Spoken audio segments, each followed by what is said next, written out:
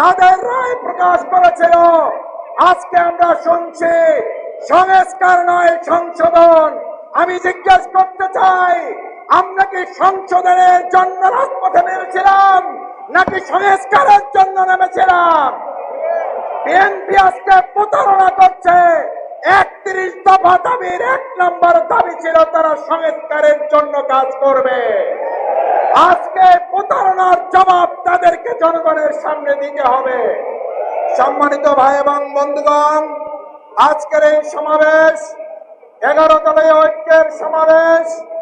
বাংলাদেশ জামাত ইসলামীর সংগ্রামী নায়েবে আমির, সম্মানিত জাতীয় সংসদের এমপি জননেতা জনাব এটিএম আজহারুল ইসলাম আজকের এই সমাবেশের সভাপতিত্ব করবেন।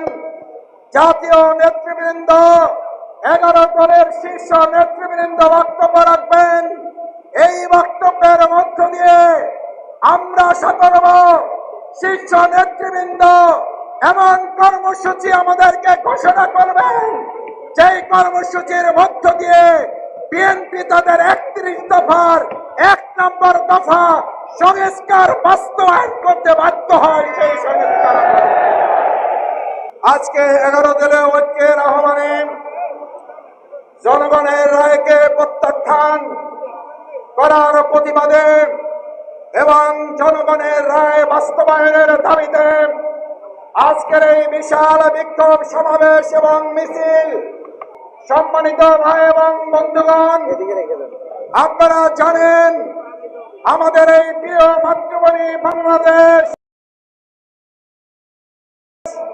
2024-এর জুলাই আগস্টের গণঅভ্যুত্থানের মাধ্যমে যে সংস্কারের জন্য আমাদের সন্তান ছাত্র জনতা জীবন বাজি রেখেছিল, আজকে সেই জীবনগুলোকে উপেক্ষা করে বর্তমান বিএনপি দলীয় সরকার তারা 24কে ভুলিয়ে দিয়ে নতুন আরেকটা ফ্যাসিস্ট স্বৈরাচারের বাংলাদেশ গঠন করতে চায়।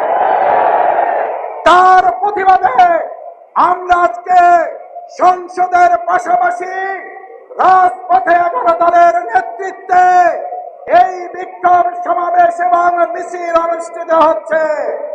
আজকের এই বিক্ষোভ সমাবেশ এবং মিছিল